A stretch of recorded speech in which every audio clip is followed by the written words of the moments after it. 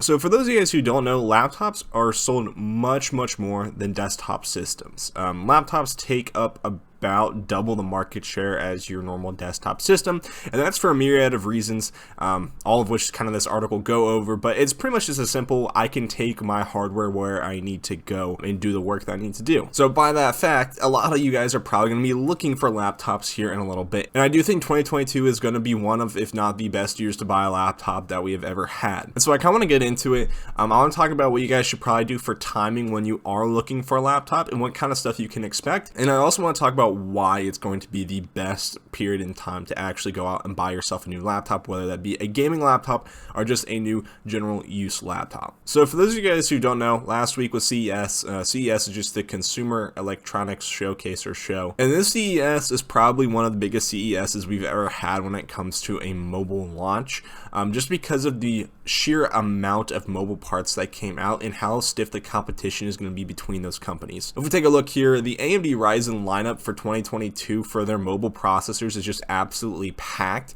and the new features that they're talking about with the Ryzen 6000 series for mobile is going to be, I think one of the bigger game changers for a lot of people. It's not like you're going to see necessarily a huge improvement to performance, but the feature set there is just going to be absolutely insane. You're going to see a lot better power per watt performance, so you're going to get a lot better battery life. You're going to be seeing a lot better iGPUs, so if you are buying a lower end laptop, your graphics performance should be a lot better than it was in previous generations, and you should actually be able to play games on low end laptops. And Intel also came out with 12th gen H series laptop processors.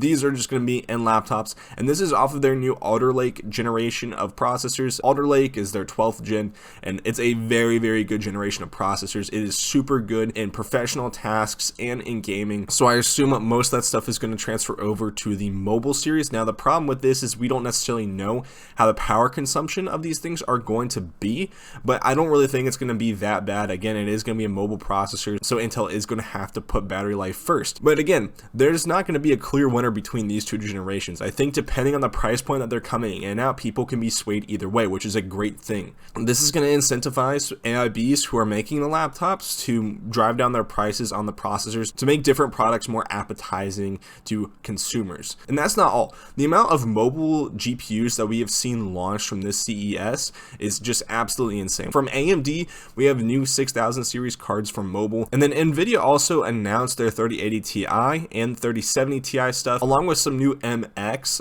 laptop GPUs, which are going to be for more budget-friendly stuff.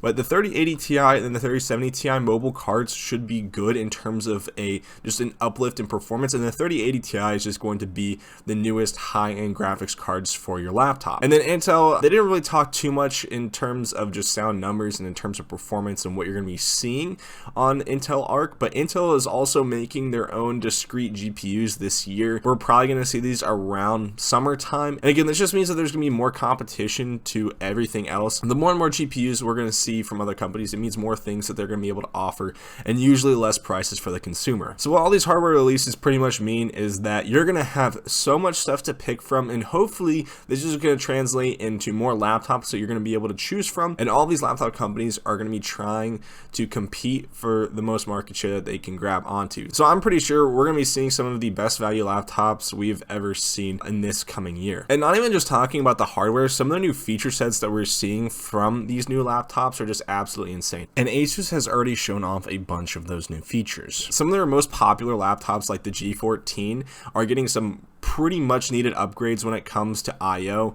They're adding in the SD card reader, which was something that was exclusive to the G15. Now they're bringing it to the small form factor of the G14, and they're also adding some more USB ports. They're adding a much better screen, a 16:10 aspect ratio, so it should give you some more screen real estate. You're also going to be able to get a 1440p panel instead of just a 1080p panel on it, so they're just upgrading visuals in general. All these companies are trying to step up their overall performance and their offerings to the consumer so that they can grab as much market share and as many sales as they can get this year. And again, it's not just going to be Asus, though Asus has been the one that's been the loudest in terms of their new stuff. Razer and Alienware have been coming out with some pretty cool stuff. I think the new Razer Blade laptops are going to be pretty good. They're updating the webcam. It looks like the cooling should be better, and in just terms of general performance upgrades, they're adding in DDR5 and all the new processors that we already covered. Even though I'm not a huge fan of Alienware, they are coming out with a super thin gaming laptop, which should be cool for a lot of people.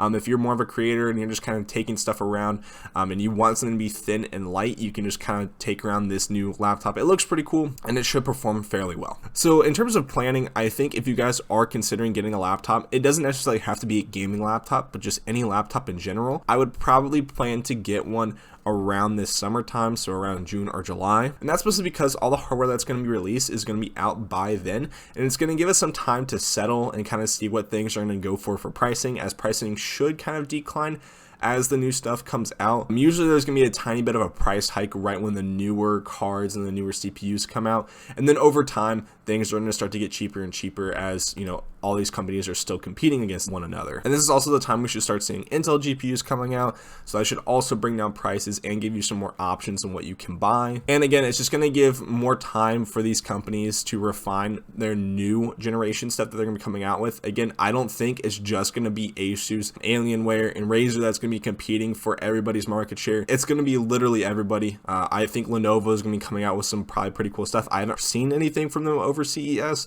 but I assume their new generations of the Legion laptops are going to be up to date and are going to be pretty cool. Now, before you guys end up buying laptops this year, I want to recommend you guys do your research on anything. I don't want to say that you should just go out and buy whatever's new. Again, there are a bunch of different outlets that you guys can go and check out the laptops and the particular SKUs that you guys are looking at. And two channels that I really recommend are going to be Dave2D and Matthew Monez. They make super entertaining content, and their reviews on laptops are some of my go-tos. This is pretty much what their channels are dedicated to, is laptop reviews and mobile phones and just mobile device reviews. So they're really good at this kind of stuff. They know what to look for, and again, their stuff is just super entertaining. So yeah, definitely go check these guys out. I'll leave their links to their channels down in the description, and I really do hope you guys get some good deals on your laptops. Some of the stuff looks absolutely insane. I really wish that these changes were out when I bought my laptop, but I guess that's just what happens every year with computers.